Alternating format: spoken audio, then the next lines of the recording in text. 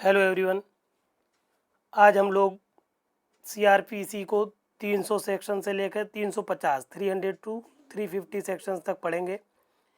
299 section तक हम पिछले टर्न डे 6 पर पढ़ चुके हैं। आज डे 7 है हम लोगों का।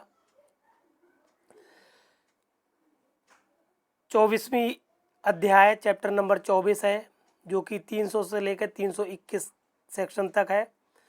और 24वां सेक्शन कहता है जांचों तथा विचारण के बारे में साधारण उपबंध, जिसमें पहली धारा 300 है, जो कि बहुत ही ज़्यादा इम्पोर्टेंट है। कई इसकी उपधाराएं हैं। धारा 300 की सारी उपधाराओं से प्रश्न बनते हैं, प्री में भी मेंस में भी। बहुत ध्यान से समझना है। धारा 300 क्या कहलाती है? एक बार दोषसिद्ध या दोषमुक्त किए गए व्यक्ति का उसी अपराध के लिए विचारण न किया जाना। चूँकि ये मुख्य परीक्षा के लिए भी बहुत उपयोगी है, इसलिए हम डायरेक्ट इसको मुख्य परीक्षा के मैटर में पढ़ते हैं चल के। हालांकि यहाँ पर ये डिटेल सब हमने दे रखी है। यहाँ पर होता क्या है, पहली उपधारा देखें। इसमें सबसे पहले बात, पहली उपधारा पहला पॉइंट, जैसे लिखना है वो भी आप मैटर को समझ लीजिए। इसी तरह से लिखना है, इन्हीं शब्दों में लिखना है, शब्दों में हेर फेर ना करिएगा। पहली उपधारा कह रही है कि जिस व्यक्ति का किसी अपराध के लिए सक्षम अधिकारिता वाले न्यायालय द्वारा एक बार विचारण किया जा चुका है और जो ऐसे अपराध के लिए दोषसिद्ध या दोष मुक्त किया जा चुका है, वो जब तक ऐसी दोषसिद्ध या दोष मुक्ति प्रवृत्त रहती है तब तक ना तो उसी अपराध के लिए विचारण का भागी होगा और ना उन्हीं तथ्यों पर किसी ऐसे अन्य अपराध के लिए विचारण का भागी होगा जिसके लिए उसके विरुद्ध लगाए गए आरोप से भिन्न आरोप धारा 221 जो अभी हमने पढ़ाई थी पिछले टर्न पे, कि उपधारा 1 के अधीन लगाया जा सकता था या जिसके लिए वो उसकी उपधारा 2 के अधीन दोष सिद्ध किया जा सकता था। हमने बताया था जब धारा 221 और 220 पढ़ा रहे थे तो हमने कहा था ये धारा 300 में काम आएगी। यहाँ पर फिलहाल करने का मतलब यह है, वर्ड एकदम सटीक ऐसे ही लिखना है कि किसी भी व्यक्ति का एक बार सक्षम न्यायालय द्वारा दोष सिद्ध या दोष मुक्ति हो गई है तो जब तक वो दोष सिद्ध या दोष मुक्त प्रवृत्ति रहती है तो उन्हीं तथ्यों के आधार पर। और धारा 221 कहती है अगर जहां पर संदेह है अपराध की कौन सा अपराध किया गया है, तो संदेह के मामले में भी अगर कोई आरोप विरचित कर दिया गया और संदेह के आधार पर भी अगर किसी व्यक्ति को दोष सिद्ध कर दिया गया, तब भी अगर कोई और मतलब संदेह होता कि ये नहीं, ये अपराध किया गया है और संदेह की दशा में भी दोष सिद्धि हो गई है, तब भी उसके लिए दोबारा दोष सिद्ध का मौका या दोबारा विचारण का मौका नहीं मिलेगा।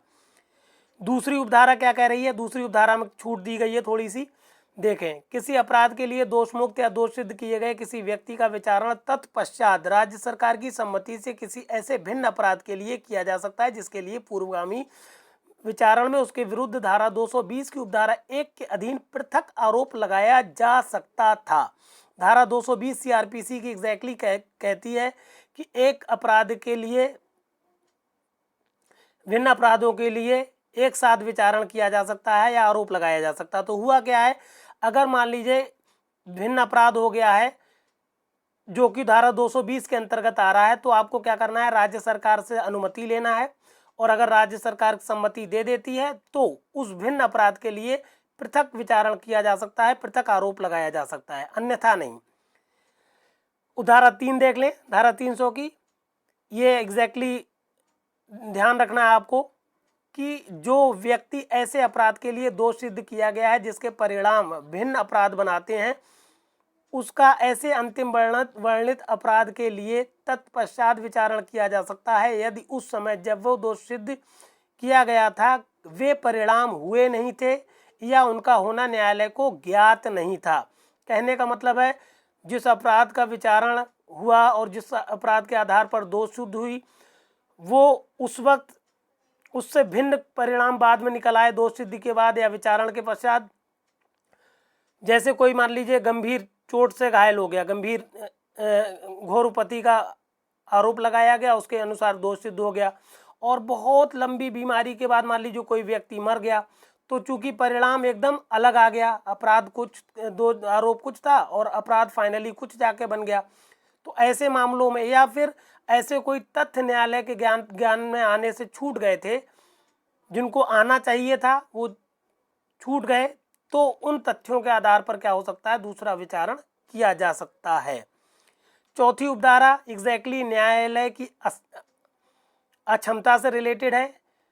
समझ लें, जो व्यक्ति ऐसे न्यायालय द्वारा दोषित या दोष मुक्त किया गया है जो उस अपराध के विचारण के लिए सक्षम नहीं था, तो ऐसे व्यक्ति का विचारण उन्हीं कार्यों से बनने वाले अपराधों या किसी अन्य अपराध का आरोप लगाया जा सकेगा और विचारण किया जा सकेगा। ठीक, अगर न्यायालय सक्षम नहीं है और उसने दोषित या दोष मुक्त कर दी है तो उसका बाद में विचारण किया जा सकता है।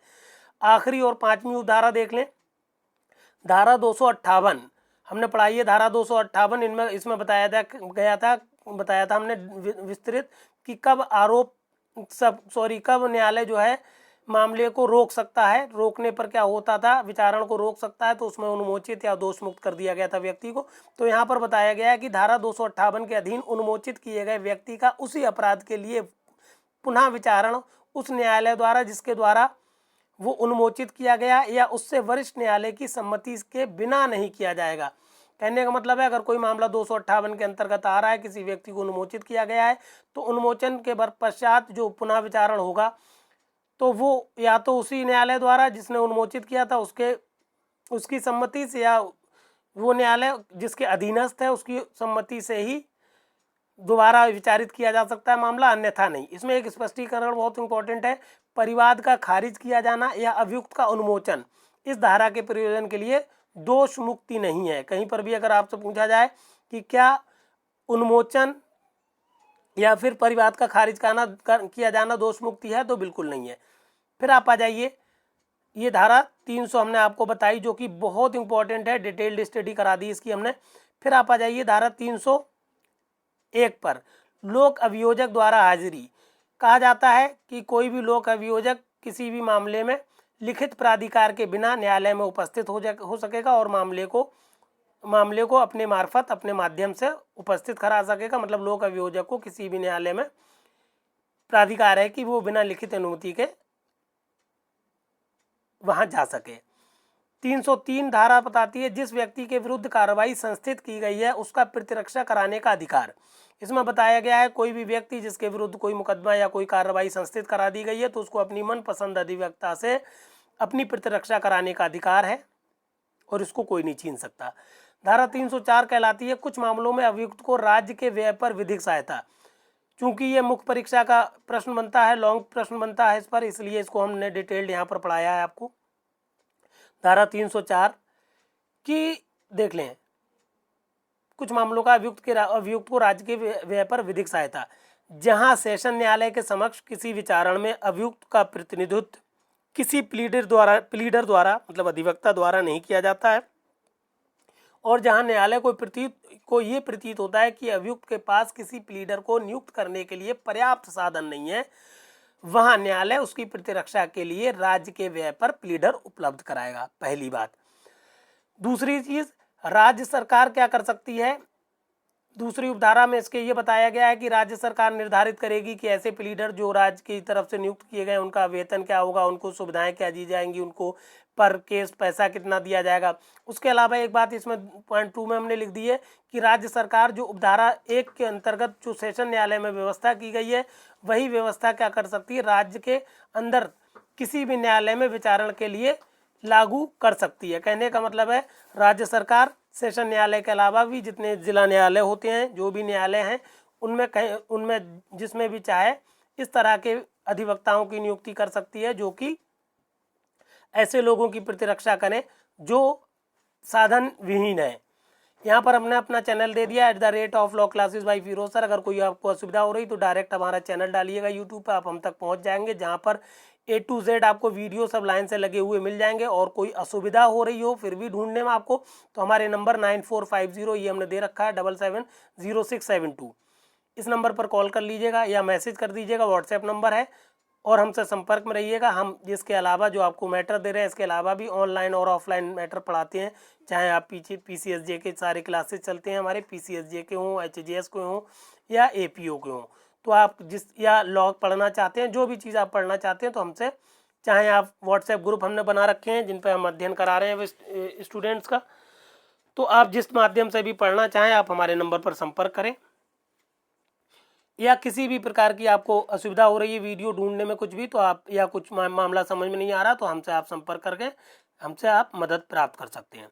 304 के बाद आप आ जाइए धारा 306 में। धारा 306 कहती है सह अपराधी को क्षमादान। ये भी मुख्य परीक्षा से संबंधित है, लॉन्ग प्रश्न बनता है इस पर धारा 306 पर। तो होता क्या है, क्षमादान कौन कर सकता है, कैसे कर सकता है, किन हालात में होता है, ये बहुत इंपॉर्टेंट पॉइंट बनते हैं इस पर। हर पॉइंट पे प्रीलिम्स में भी क्वेश्चन आता है और मेंस में तो आता ही आता है।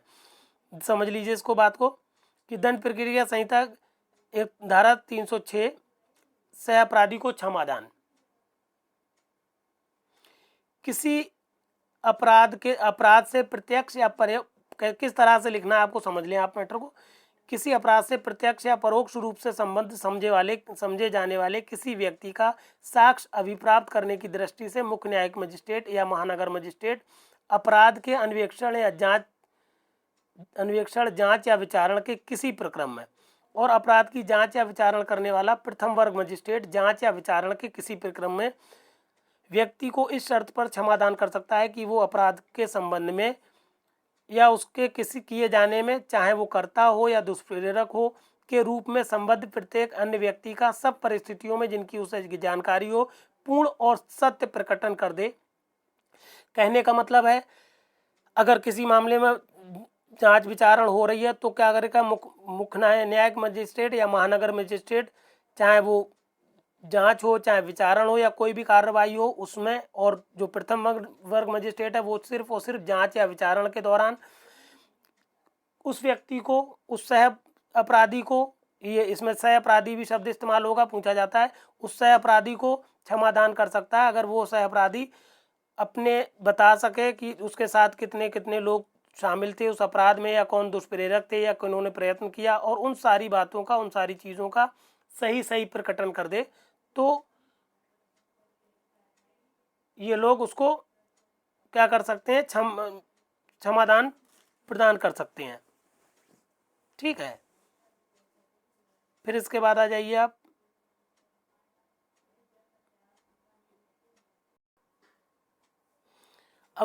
धारा 307 पर, जो कहती है क्षमादान का निर्देश देने की शक्ति। निर्देश कहते हैं डायरेक्शन को। ये प्रश्न आ जाता है कभी कभार, आप क्षमादान सह अपराधी को क्षमादान डायरेक्ट धारा 306 ऑप्शन में होता है उसको टिक कर देते हैं, जबकि यहाँ पर कहा गया क्षमादान का निर्देश एग्जैक्टली क्षमादान वो लोग करते हैं जिनके समक्ष विचारण हो रहा है, जबकि निर्देश देता है उच्च न्यायालय कि ऐसे व्यक्ति को विचारण के दौरान या कार्रवाई के दौरान छोड़ दिया जाए। तो निर्देश देने की शक्ति जो है वो उच्च न्यायालय को है, और क्षमादान का निर्देश देने की शक्ति जो है धारा 307 में है, ना कि 306 में। 306 में एग्जैक्टली है सह अपराधी को क्षमादान, और निर्देश अगर पूछ लिया जाए तो धारा 307 है। ये बात ध्यान रखिएगा, ऑप्शंस में अक्सर आती है और गलत होता है प्रश्न। फिर धारा 309 पर आ जाइए, कार्रवाई को मुलतवी या स्थगित करने की शक्ति। अगर न्यायालय को लगता है कि मामले की परिस्थिति के अनुसार कुछ दिन के लिए कार्रवाई को रोक देना चाहिए तो वो मुलतवी कर सकता है या रोक सकता है, ये पावर है धारा 309 में प्रत्येक मजिस्ट्रेट को या न्यायालय को। फिर 311 में आ जाइए, धारा 311 क्या कहती है, आवश्यक साक्षी को सम्मन करने या उस उपस्थित व्यक्ति की परीक्षा करने की शक्ति। बहुत इंपॉर्टेंट ये धारा है, बहुत ज़्यादा आती है मेंस में, इसलिए हम इसको डायरेक्ट चलते हैं मेंस पर, और मेंस पर इसका डिस्क्रिप्शन पढ़ाते हैं, डिटेल्ड स्टडी करते हैं इसकी, क्योंकि ये धारा बहुत ही ज़्यादा इंपॉर्टेंट है। समझ लीजिए, आवश्यक साक्षी को सम्मन करने या उपस्थित व्यक्ति की परीक्षा करने की शक्ति। होता क्या है, मामले को पहले देखें कैसे किस तरह से लिखना है एग्जैक्टली। हम आपको मैटर इसलिए बता देते हैं कि कम समय में आपको जिस तरह से लिखना है मैटर, इसीलिए हैंड रिटन नोट्स दिए हैं कि आपको लिखना इस तरह से जिस तरह से हम बता रहे हैं। क्या करना है आपको, देखें, कोई न्यायालय इस संहिता के अधीन किसी जांच विचारण या अन्य कार्रवाई के किसी प्रक्रम में किसी व्यक्ति को साक्षी के तौर पर सम्मन कर सकता है, या किसी ऐसे व्यक्ति को जो हाजिर हो यद्यपि वो साक्षी के रूप में सम्मन ना किया गया हो परीक्षा कर सकता है। समझ रहे आप, किसी भी व्यक्ति को हाजिर होने के लिए सम्मन कर सकता है, या कोई ऐसा व्यक्ति जो हाजिर है मगर साक्षी के रूप में उसको नहीं बुलाया गया उसकी परीक्षा कर सकता है। उसके अलावा किसी व्यक्ति को जिसकी पहले परीक्षा की जा चुकी है पुनः परीक्षा कर सकता है और उसको पुनः बुला सकता है। जिसकी परीक्षा हो गई है उसको पुनः बुला सकता है और उसकी पुनः परीक्षा कर सकता है। और न्यायालय को मामले के न्यायसंगत निश्चय के लिए किसी ऐसे व्यक्ति का साक्ष्य आवश्यक प्रतीत होता है तो वो ऐसे व्यक्ति को सम्मन करेगा और उसकी परीक्षा करेगा या पुनः बुलाएगा और उनकी पुनः परीक्षा करेगा। कहने का मतलब है न्यायालय में कोई जो निर्णय है, न्यायिक निर्णय है, उसमें कोई त्रुटि ना आए, इसलिए न्यायालय क्या कर सकता है, बार बार किसी भी व्यक्ति की परीक्षा कर सकता है, बुला सकता है, पुनः परीक्षा कर सकता है, सम्मन कर सकता है, सम्मन नहीं किया है, उपस्थित है व्यक्ति तब भी परीक्षा कर सकता है।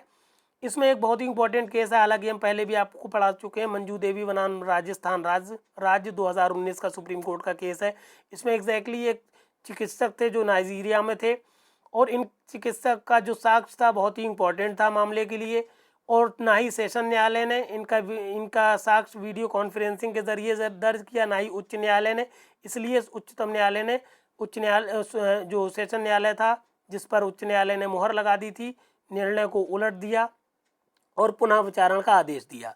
कहा कि दोनों ही न्यायालय ने जो चिकित्सक थे, जो डॉक्टर थे, उनका नाइजीरिया में थे तब भी उनको वीडियो कॉन्फ्रेंसिंग के जरिए उनकी परीक्षा की जाना चाहिए थी, उनका साक्ष्य अभिलिखित किया जाना चाहिए था, और जो ना करके उन्होंने त्रुटि कारित की। अब आ जाइए आप धारा 311 के बाद धारा 313 में, ये भी मेन के लिए है, अभियुक्त की परीक्षा करने की शक्ति। 313 यहाँ पर देख लें, 313 और 315 और 319 ये तीनों ही धाराएं मेंस के लिए हैं, इसलिए हम अब डायरेक्ट मेंस पे चल रहे हैं और वहाँ पर मेंस को पढ़ा के तब इधर आएंगे हम लोग। ये मेंस के लिए है धारा 313। दंड प्रक्रिया संहिता की धारा 313 कहती है अभियुक्त की परीक्षा करने की शक्ति। बहुत इंपॉर्टेंट है ये। प्रत्येक जांच या विचारण में इस प्रयोजन से कि अभियुक्त अपने विरुद्ध साक्ष्य में प्रकट होने वाली किन्हीं परिस्थितियों का स्वयं प्रकटीकरण कर सके, न्यायालय क्या करेगा, किसी प्रकरण में अभियुक्त को पहले से चेतावनी दिए बिना उससे ऐसे प्रश्न कर सकता है जो न्यायालय आवश्यक समझता है या आवश्यक समझे। समझ रहे हैं? पहली बात पूछी जाती है अभियुक्त की परीक्षा किस धारा में है, तो धारा 313 सीआरपीसी में है। और कब परीक्षा की जा सकती है, बिना चेतावनी दिए हुए न्यायालय क्या कर सकता है, उससे प्रश्न पूछ सकता है। दूसरी बात खा पॉइंट में बताई गई है, अभियोजन के साक्षियों की परीक्षा किए जाने के पश्चात और अभियुक्त से अपनी प्रतिपरीक्षा करने की अपेक्षा किए जाने से पूर्व उस मामले के बारे में साधारणतः प्रश्न करेगा। पूछा जाता है साधारणतः न्यायालय जो अभियुक्त व्यक्ति है उससे कब प्रश्न करता है, उसकी परीक्षा कब की जाना चाहिए, तो सही समय कब है कि अभियोजन के साक्षियों की परीक्षा की जा चुकी है और अभियुक्त की प्रतिपरीक्षा करने की जानी है या परीक्षा होनी है, उससे जस्ट पहले उससे क्या करेगा, प्रश्न करेगा कि आपको अपनी सफाई में क्या कहना है, या कुछ भी प्रश्न कर सकता है न्यायालय जो चाहे। दूसरी उपधारा ये कहती है जब अभियुक्त की उपधारा 1 के अधीन परीक्षा की जाती है तब उसे कोई शपथ ना दिलाई जाएगी। कहने का मतलब है वो जब खुद अपने खिलाफ या अपने सपोर्ट या जो भी अपने कथन कर रहा है उसके लिए शपथ नहीं दिलाएंगे। उसके अलावा आखिरी बात, अभियुक्त ऐसे प्रश्नों के उत्तर देने से अगर इनकार कर दे या इनकार करने से या उसके मिथ्या उत्तर देने से उसको दंडनीय ना हो जाएगा। कहने का मतलब है अभियुक्त ऐसे प्रश्नों के उत्तर देने से इनकार करने से या उसके मिथ्या उत्तर देने से दंडनीय नहीं हो जाएगा। कहने का मतलब यह है कि अगर अभियुक्त उन प्रश्नों का जो उससे किए गए हैं उत्तर ना दे या मिथ्या उत्तर दे तब भी उसको मिथ्या उत्तर देने के लिए दंडित नहीं किया जाएगा। फिर आ जाइए धारा 315 सीआरपीसी, अभियुक्त व्यक्ति का सक्षम साक्षी होना। बहुत इंपॉर्टेंट है ये। कोई व्यक्ति जो किसी अपराध के लिए किसी दंड न्यायालय के समक्ष अभियुक्त है, प्रतिरक्षा के लिए सक्षम साक्षी होगा और अपने विरुद्ध या उसी विचारण में उसके साथ आरोपित किसी व्यक्ति के विरुद्ध लगाए गए आरोपों को नासाबित करने के लिए शपथ पर साक्ष्य दे सकेगा।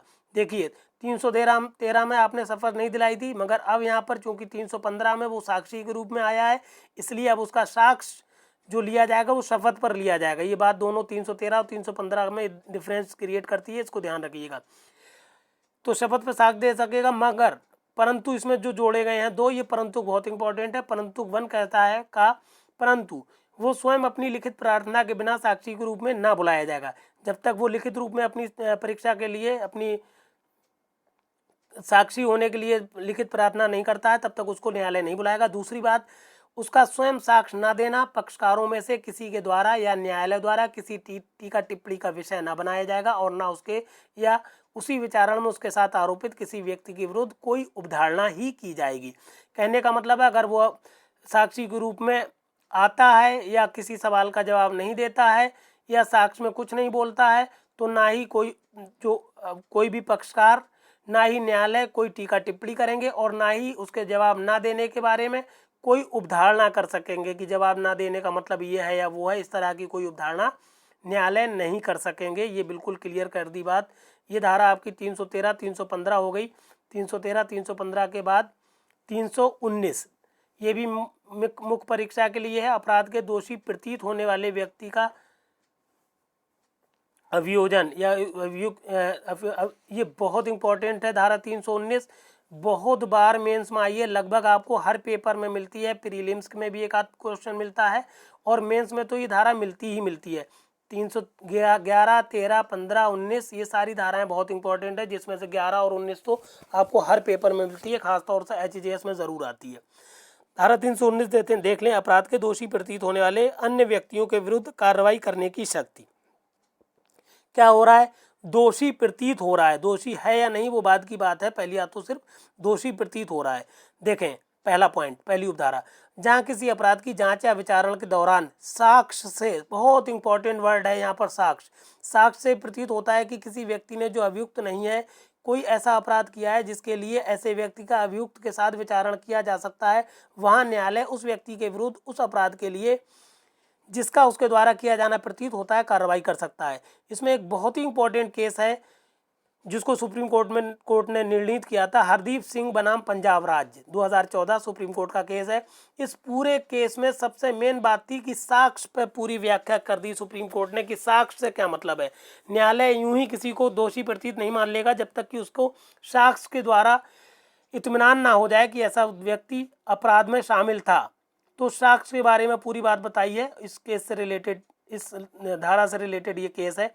दूसरी उपधारा देखें, जहां ऐसा व्यक्ति न्यायालय में हाजिर नहीं है, अगर कोई दोषी प्रतीत हो रहा है व्यक्ति तो उसके लिए क्या कार्रवाई होगी ये बता रहे हैं।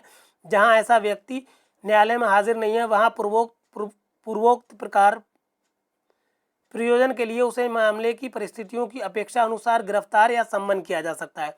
कहने का मतलब है जो व्यक्ति दोषी प्रतीत हो रहा है अपराध का और वो न्यायालय में नहीं है तो उसके प्रयोजन के लिए उसको आपको न्यायालय में हाजिर होने के लिए या तो गिरफ्तार करवा सकते हैं आप न्यायालय, या उसके लिए सम्मन जारी कर सकते हैं कि आप उपस्थित होइए। इससे संबंधित एक निर्णय है मनजीत सिंह बनाम हरियाणा राज्य 2021। ये सारे निर्णय हमने अपने जो मेंस PCSJ की एक प्लेलिस्ट है हमारे पास, CRPC complete CRPC UP PCSJ 2022 की प्लेलिस्ट है हमारे चैनल पर पड़ी हुई, वहाँ जाके आप देखेंगे तो सारे निर्णय आपको विस्तृत फॉर्म में मिल जाएंगे। फिलहाल इतना ही सफिशिएंट होता है क्योंकि मेंस में टाइम आपके पास बहुत कम होता है और इतना ही अगर आप निर्णय लिख देंगे तो पर्याप्त होता है। 2-3 लाइनें लिख दीजिए, निर्णय को अच्छे से ध्यान रख लीजिए कि निर्णय का मूल क्या है। तीसरी उपधारा कहती है कोई भी व्यक्ति जो गिरफ्तार या सम्मन न किए जाने पर भी कोई व्यक्ति जो गिरफ्तार या सम्मन न किए जाने पर भी न्यायालय में हाजिर है, ऐसे न्यायालय द्वारा उस अपराध के लिए जिसका उसके द्वारा किया जाना प्रतीत होता है जांच या विचारण के प्रयोजन के लिए निरुद्ध किया जा सकता है। कहने का मतलब है व्यक्ति को सम्मन नहीं किया गया था, न ही गिरफ्तार करके लाया गया था, मगर फिर भी न्यायालय में वो उपस्थित है तो न्यायालय क्या करेगा, उसको कस्टडी में दे सकेगा और प्रयोजन के लिए उसको निरुद्ध कर सकेगा। ये जो धारा आप पढ़ रहे हैं 319 अपराध के दोषी प्रतीत होने वाले व्यक्ति के लिए कार्रवाई के विरुद्ध कार्रवाई, इसमें इससे एक निर्णय और है लाबूजी अमृतजी ठाकुर बनाम गुजरात राज्य 2018। इसमें भी दोषी प्रतीत हो रहा था व्यक्ति और इसमें भी जो पहला निर्णय हमने बताया था आपको हरदीप सिंह बनाम पंजाब राज्य, इसी को अनुमोदित किया था लाबूजी अमृतजी ठाकुर बनाम गुजरात राज्य 2018 में सुप्रीम कोर्ट ने। ये भी सुप्रीम कोर्ट का केस है।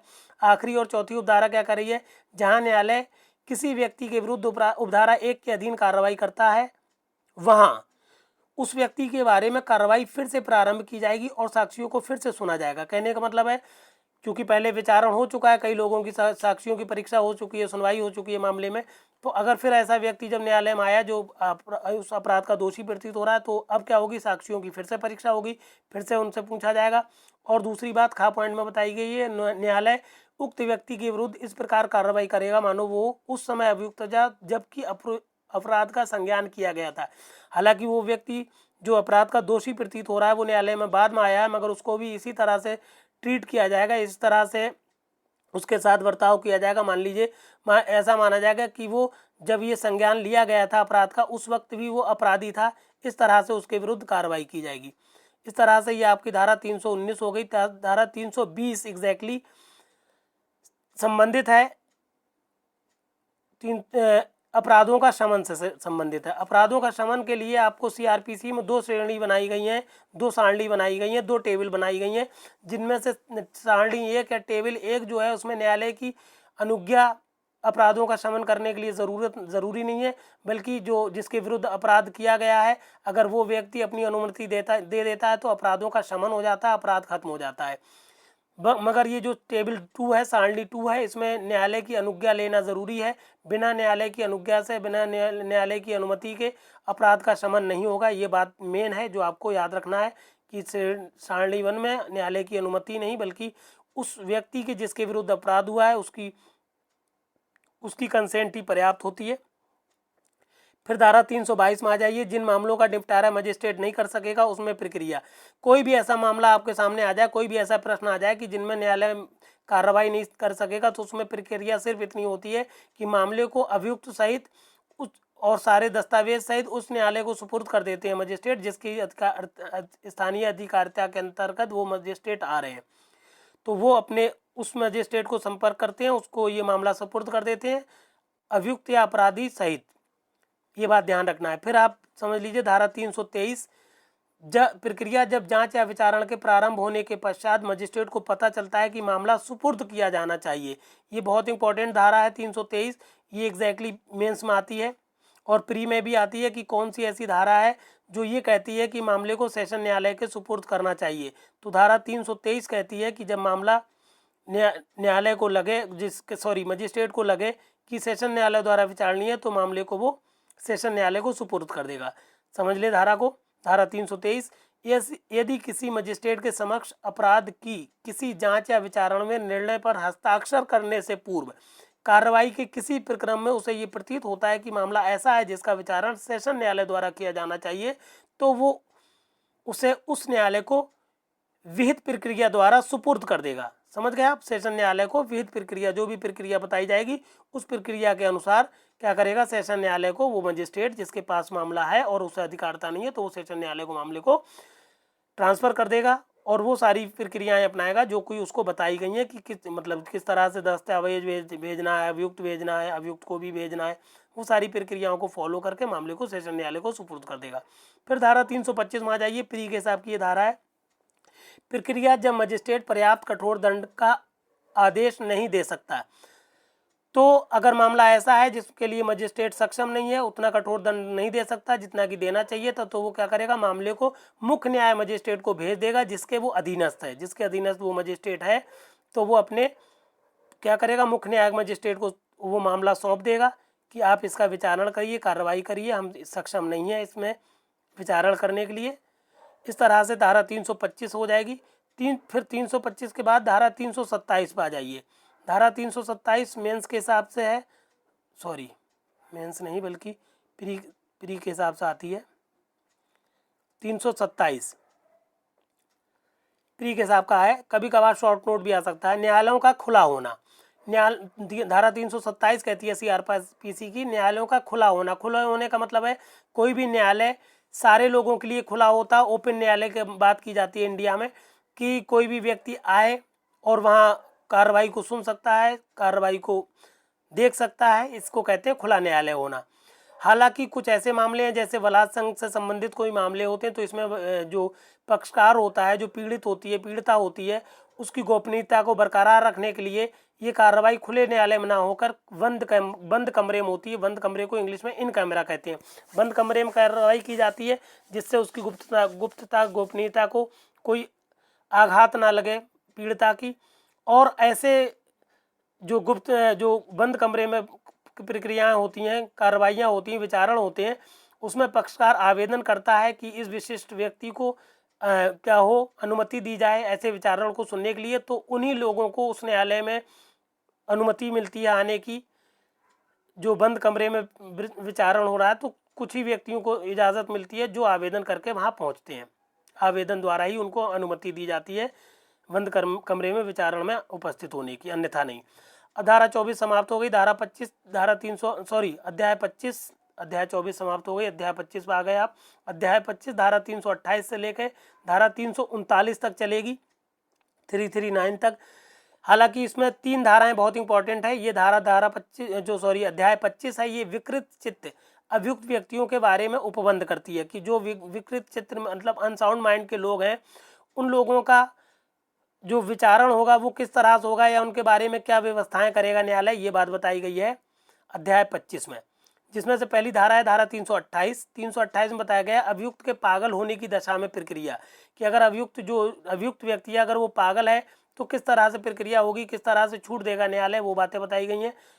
फिर इसकी सबसे इम्पोर्टेंट धारा है धारा 329, जो कि धारा 28 को भी पूरा कर देती है और धारा 330 को भी पूरा, मतलब धारा 328 को भी, धारा 330 को भी पूरा कर देती है। कौन? धारा 329, जो कि मुख्य परीक्षा के लिए है, उपयोगी है, इसलिए हम पहले चले धारा 330 को पढ़ लें, जो कि मेंस के लिए भी इम्पोर्टेंट है और जितना भी पागल व्यक्ति से संबंधित मामले हैं उन सब की पूर्ण रूप से वो व्याख्या कर देती है। तो धारा 330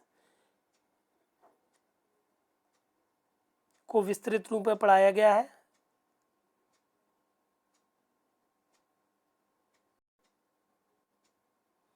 अभी शायद हमने धारा 330 कह दिया था, धारा 330 नहीं बल्कि 329 मेंस में आती है, 30 मेंस में नहीं आती। धारा 330 बहुत छोटी सी धारा है।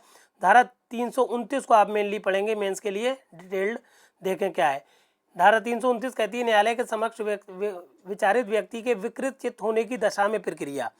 पहली उपधारा देख लें, यदि किसी मजिस्ट्रेट या सेशन न्यायालय के समक्ष किसी व्यक्ति के विचारण के समय उस मजिस्ट्रेट या न्यायालय को वो व्यक्ति विकृत चित्त है और परिणाम स्वरूप अपनी प्रतिरक्षा करने में असमर्थ प्रतीत होता है, तो वो मजिस्ट्रेट या न्यायालय प्रथमतः ऐसी चित्त विकृतता और असमर्थता के तथ्य का विचार करेगा, और यदि उस मजिस्ट्रेट या न्यायालय का ऐसी चिकित्सीय या अन्य साक्ष्य पर जो उसके समक्ष पेश किया जाता है विचार करने के पश्चात उस तथ्य के बारे में समाधान हो जाता है, तो वो उस भाव का निष्कर्ष अवलिखित करेगा और मामले में आगे कार्रवाई को मुलतवी कर देगा।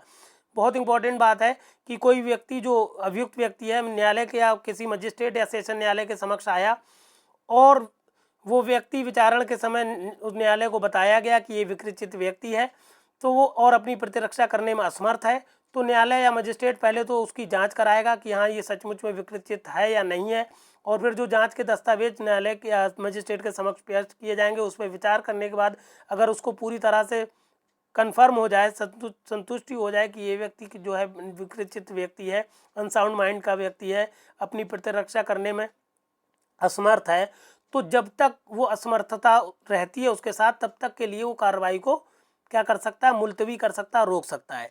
इसी में एक उपधारा दूसरी बता दी गई है। फिर उसके बाद क्या होगा, जांच वगैरह होगी उसकी, और उपधारा 2 में कहा गया यदि मानसिक मंदता के कारण व्यक्ति अपनी प्रतिरक्षा करने में असमर्थ है तो मजिस्ट्रेट या न्यायालय विचारणा नहीं करेगा और आदेश द्वारा धारा 330 के अंतर्गत कार्रवाई ही करेगा।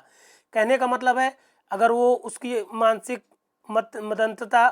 मंदता का मतलब है अनसाउंड माइंडेड, मतलब मानसिक रूप से वो स्वस्थ नहीं है और ये बनी रहती है और वो फाइनली अपनी प्रतिरक्षा करने में असमर्थ रहता है, तो न्यायालय क्या करेगा, धारा 330 के अंतर्गत कार्रवाई कर देगा। अब हम धारा 330 देख लें कि क्या कहलाती है। धारा 330 सीआरपीसी की कहलाती है अन्वेषण या विचारण के लंबित रहने तक विकृत चित्त व्यक्ति का छोड़ा जाना। कहने का मतलब है वो व्यक्ति अपनी प्रतिरक्षा करने में असमर्थ है और जब तक वो असमर्थ रहता है तो धारा 330 सीआरपीसी की कहती है कि जब तक कि उसकी असमर्थता दूर नहीं हो जाती तब तक उस व्यक्ति को छोड़ा जाए, उससे कोई सवाल जवाब ना किया जाए, उसको न्यायालय में पेश ना किया जाए, उसको छूट दी जाए। फिर धारा 339 बहुत ज़्यादा इंपॉर्टेंट नहीं है, बस ये कहा गया है इस धारा में कि नातेदार या मित्र की देखरेख के लिए पागल का सौंपा जाना। जो भी पागल या मंदबुद्धि व्यक्ति है, विकृत चित्त व्यक्ति है, तो जब उसको क्या करेंगे, किसी विशेष जो भी उसके नातेदार हों या मित्र हों या जैसे भी उसके देखरेख के संरक्षक के लिए से संबंधित कोई व्यक्ति हो, उनको उस व्यक्ति को सौंप दिया जाएगा। फिर यहाँ पर आपकी अध्याय 25 भी समाप्त हो गई। अध्याय 26 पर आ जाइए। अध्याय 26 340 से लेकर 352 तक चलती है। हालांकि बहुत इंपॉर्टेंट अध्याय नहीं है ये अध्याय, एग्जैक्टली न्याय प्रशासन पर प्रभाव डालने वाले अपराधों के बारे में उपबंध करती है। कहने का मतलब यह है, जैसे इसमें पहली ही धारा 340 है, इसमें यह कहा गया है कि धारा 340 ये कहती है, धारा 195 में वर्णित मामलों में प्रक्रिया। तो होता क्या है एग्जैक्टली, धारा 195 में ये हुआ था कि जो भी लोक सेवक है या कोई भी प्राधिकारी है, वो अपने कर्तव्यों को निर्वहन करने में अगर कोई अपराध उससे हो जाता है या कोई त्रुटि कर देता है या कोई ऐसी बात हो जाती है, तो उसको क्या होगा, जिसके वो अधीनस्थ है उसकी अनुमति के बिना उस पर कोई अभियोग नहीं चलाया जाएगा। ये सारी बातें हम 195 में आपको पढ़ा चुके हैं सीआरपीसी में। इसके अलावा ये बात यहाँ पर ये कही गई है कि अगर 125-95 में मामला कोई बन रहा है और न्यायालय के सामने आ रहा है, न्यायालय में पेश की गई दस्तावेज के आधार पर न्यायालय को प्रतीत होता है कि जांच की जानी चाहिए, तो वो मामले में प्रक्रिया प्रारंभ करेगा। कहने का मतलब है कि कोई लोक सेवक पद के दौरान, पद धारण करने के दौरान कोई गैर कानूनी काम करता है या कोई अनियमितता करता है और ऐसा मामला जब न्यायालय के समक्ष आता है, तो जो भी दस्तावेजों के आधार पर उस पर आरोप लगाए गए हैं उनकी जांच करेगा और जांच के पश्चात अगर उसको लगता है कि कार्रवाई की जाना चाहिए तो कार्रवाई उसके प्रति होगी। और चूंकि ये संज्ञेय मामला है, होता क्या एग्जैक्टली, आपसे 340 और 345 में 340 और 344, धारा 340 सीआरपीसी और धारा 344 सीआरपीसी में डिफरेंस पूछ लेते हैं कभी कभार। तो कहने का मतलब यह है 340 जो है वो लोक सेवकों के विरुद्ध किए गए अपराधों से संबंधित है, जो कि एक संज्ञेय मामला है और जो उसकी जांच पड़ताल करने के बाद ही कार्रवाई पूरी होती है। जबकि 344 क्या है, वो मिथ्या साक्ष्य देने पर विचारण के लिए संक्षिप्त प्रक्रिया है। कहने का मतलब है अभी 344 हम आपको पढ़ाएंगे, मुख्य परीक्षा से संबंधित है ये 344 धारा। 344 पहले पढ़ लें फिर बताते हैं हम आपको फाइनली। धारा 344 मिथ्या साक्ष्य देने पर विचारण के लिए संक्षिप्त प्रक्रिया। क्या कहा गया है इस धारा में, धारा 344 में, यदि किसी न्यायिक कार्रवाई को निपटाते हुए निर्णय या अंतिम आदेश देते समय कोई सेशन न्यायालय या प्रथम वर्ग मजिस्ट्रेट क्या करता है,